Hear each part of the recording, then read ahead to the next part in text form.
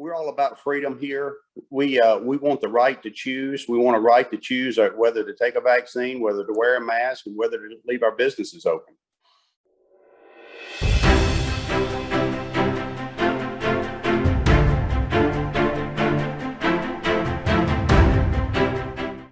Hello, everyone. My name is Brandon Lewis, founder of the Tennessee Conservative, and today we are joined by Mark Hall, who's a state representative in District 24, which covers part of Bradley County, which I think last time we checked was the most conservative primary voting county in the state. I'm not sure if you still hold that title or not. I'll let you answer that when we get into it. Mark serves as vice chair of the Transportation Committee and a member of the Transportation Committee. He is a member of the Health Committee and Subcommittee. He's co-chair of the Southeast Tennessee Veterans Home Council and was a Bradley County Commissioner for 12 years and a Marine Corps veteran. He's a Baptist barber, and that means that all jokes told in his chair are clean as the wind-driven snow. I know this because you have a Baptist barber. That's how it's got to be. And he's the proud papa of Zach, his 28-year-old baby, because they're still always your babies. And Mark, welcome to the program. I appreciate you being here, buddy. Brandon, thanks for having me today. I'm excited to be here, and just feel free to ask any questions that you may have. Hey, it's an open book, and I look forward to talking with you. Awesome. Well, so let me ask you just this, generally speaking, because when you cover the news like I do, and you talk to people in 95 counties and you hear different things from different places, you always wonder after a while. I mean, I hear too much of it. Most Tennesseans don't hear enough of it.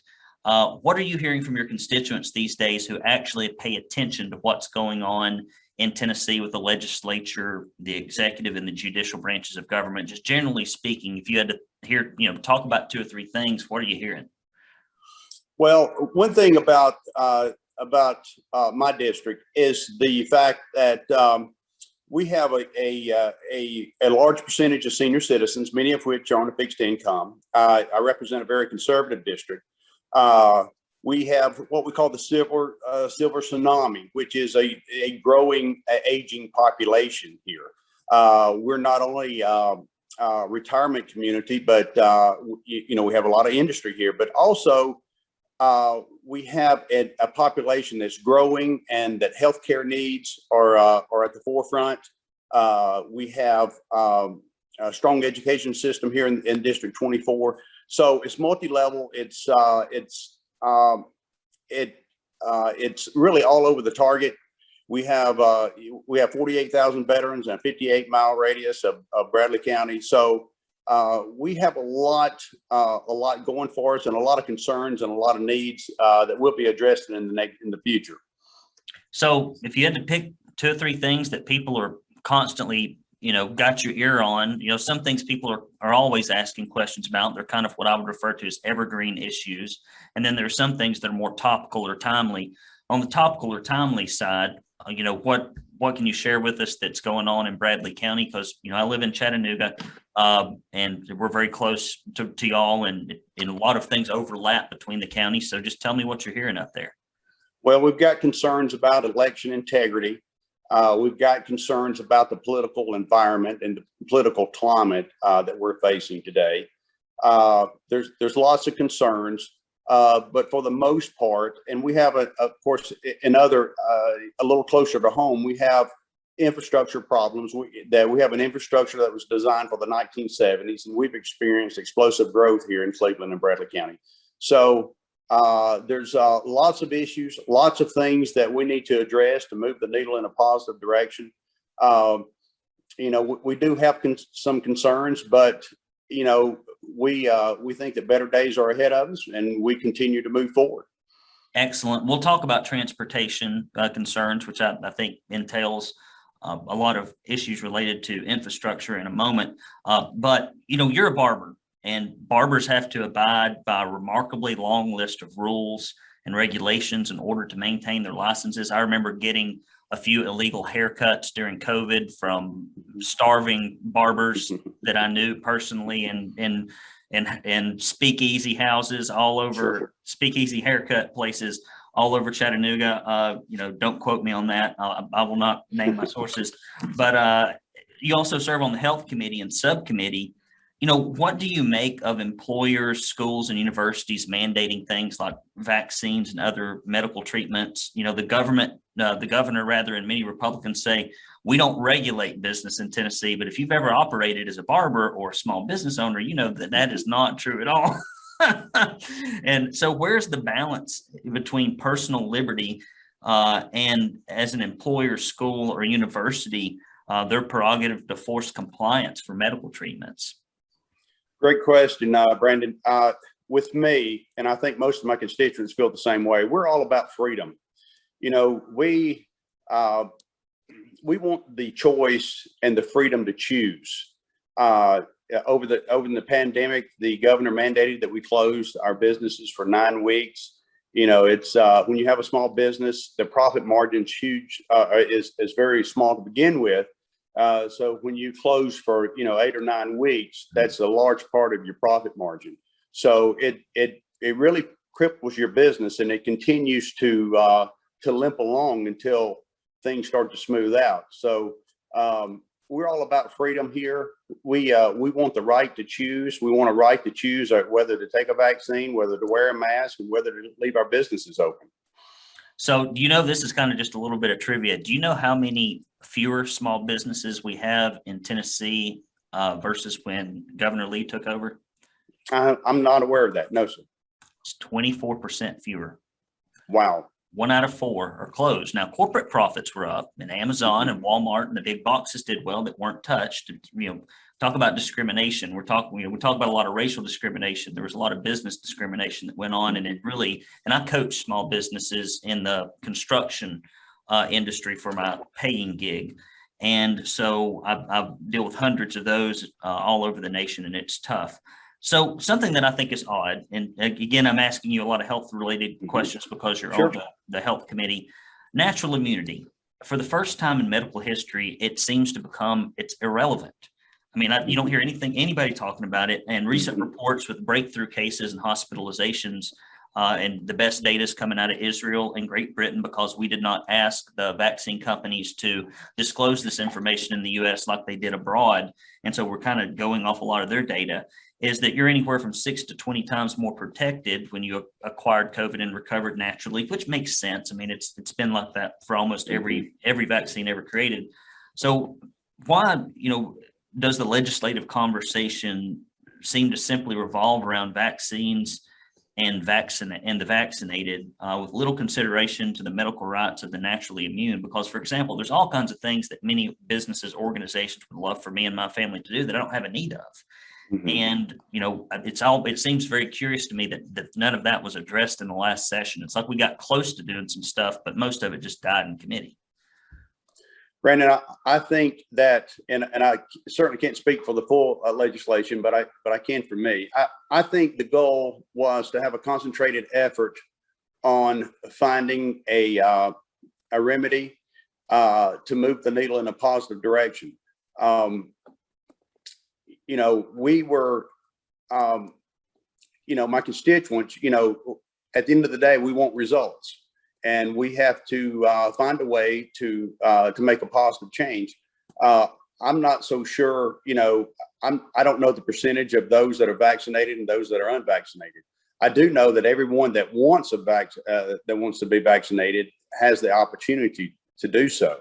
And that was my main goal, is to make sure that if you wanted to be vaccinated, that everyone had that opportunity to do so. So the next question I'll have, and then we'll move on to some infrastructure things. In your estimation, I used to raise money for a living. I wrote a book called How to Raise Money for Political Office. I've done it at the federal, state, and local level, did it for nonprofits, big nonprofits, small nonprofits.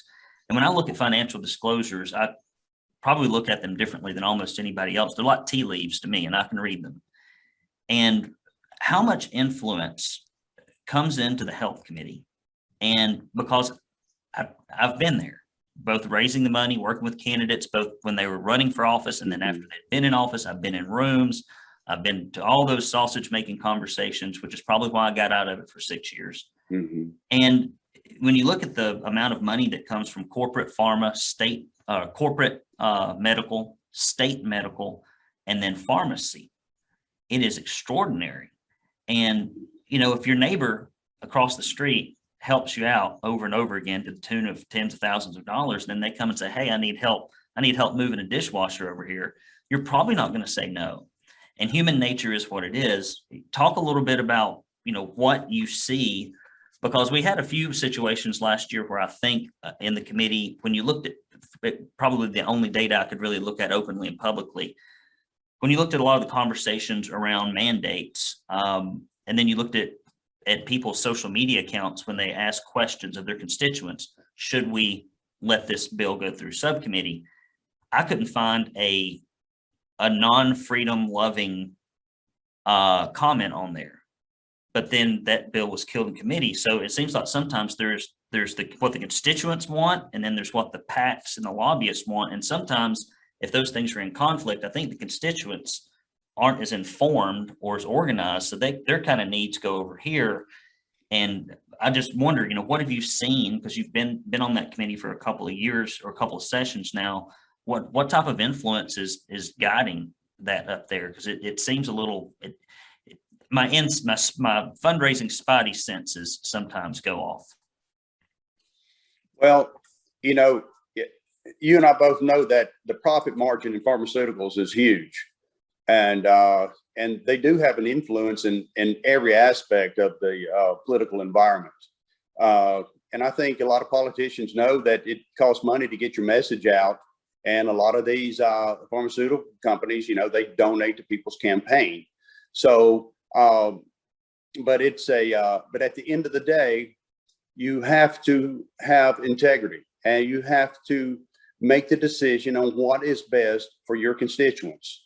And because those are the people that sent you there.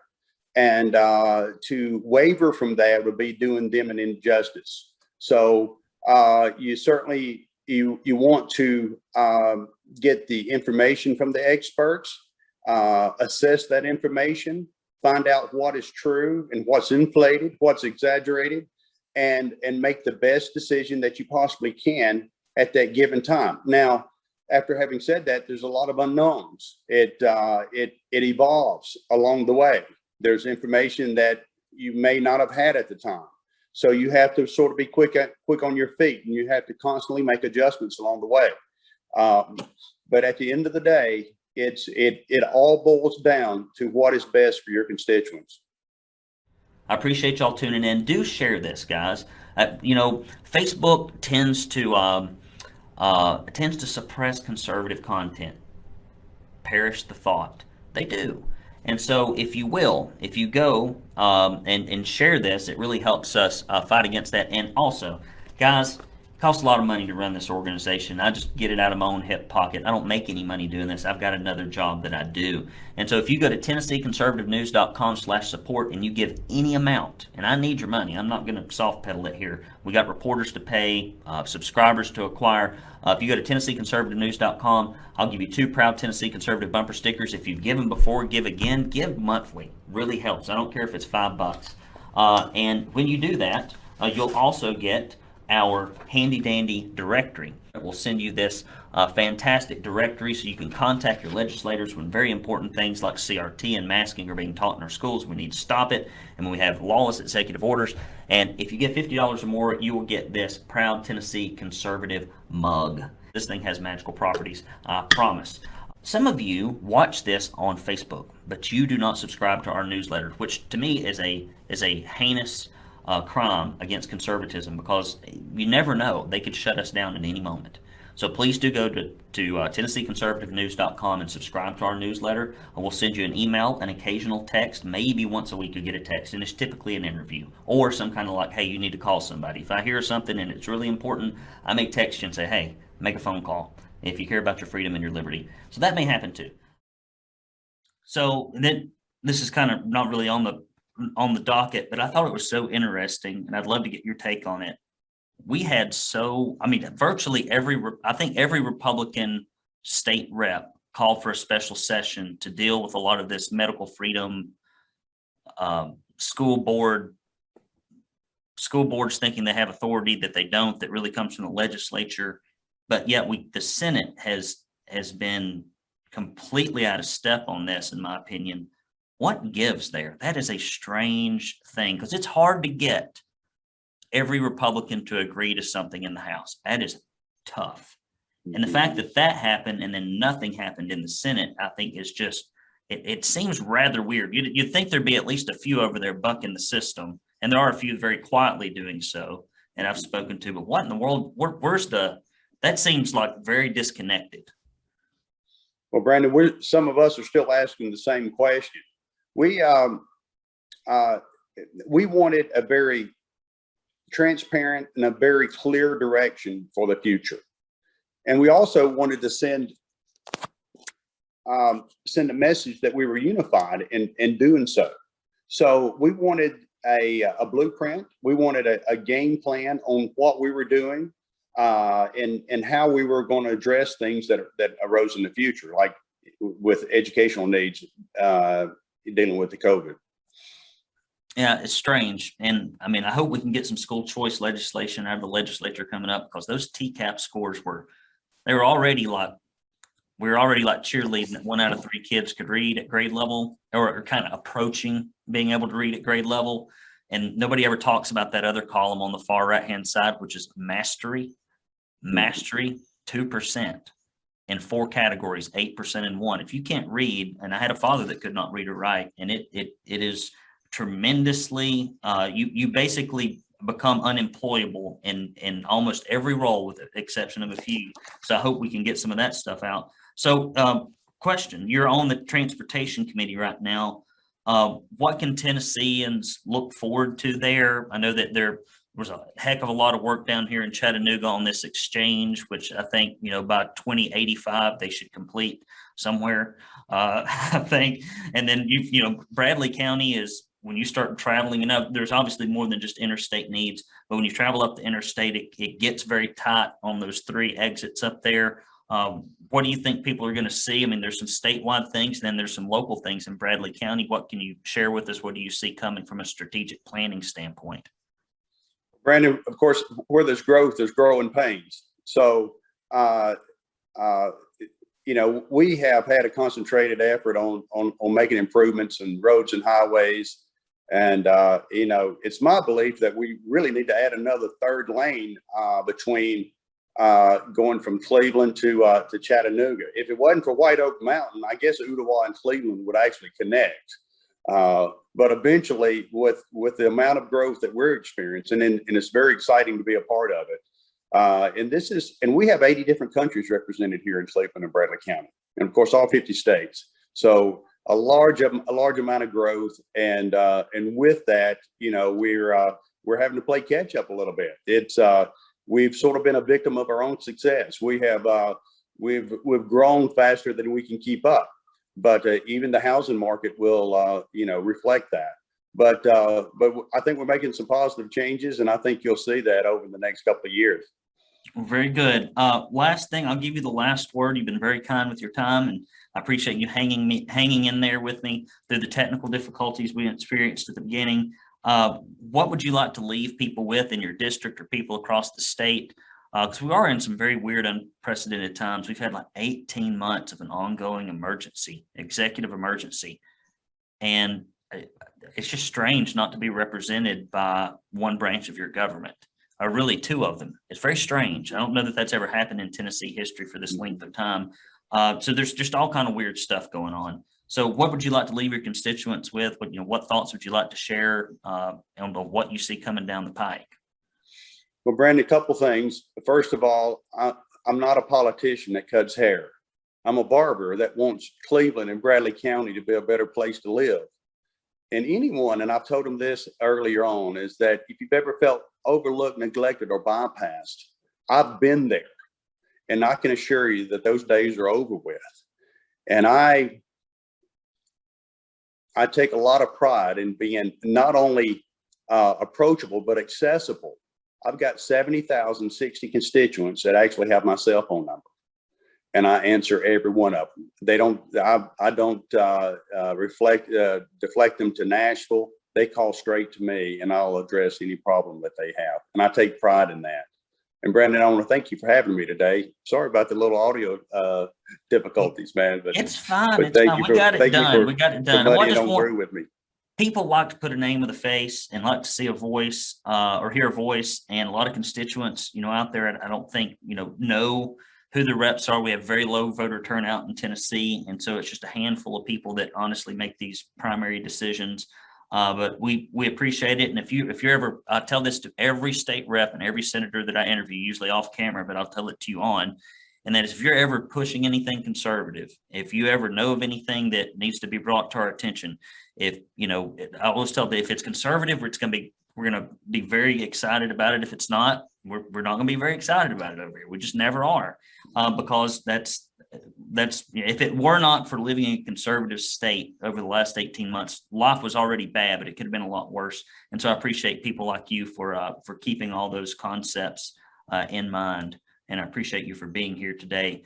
You have any upcoming events or anything that's happening in your district that you'd like to let people know about? Well, we just, of course, we always keep, community events, and there's always things that are always surfacing, and we always try to be a part of. But we're heading into the fall, and that's our season, and hey, we love it here in East Tennessee. And for those that haven't ever made it to Cleveland or Bradley County, you have a personal invitation. You have an open invitation to come here. And you won't have to be here very long before you realize why everybody falls in love with this place. So, and I love serving in Nashville, but I really get my enjoyment out of driving 163 miles south. And when I get to the top of White Oak Mountain and I see a sign that says entering Bradley County, a big old smile comes on my face, because I know I'm back with my people then. So you have an open invitation. Hey, Brandon, come up to visit us, man. Hey, you'll love it here. Well, I might. If they shut you down again, I might come up there looking for a covert haircut. You never know. Absolutely. All right. Well, thank you, Representative Mark Hall, for joining us. I'm Brandon Lewis with the Tennessee Conservative. Until next time, go to TennesseeConservativeNews.com. If you want to see this interview and other stories covered in more detail, you can subscribe to our e-news notifications and our text notifications. Thanks to Mark for being there. Until next time, I'm signing off.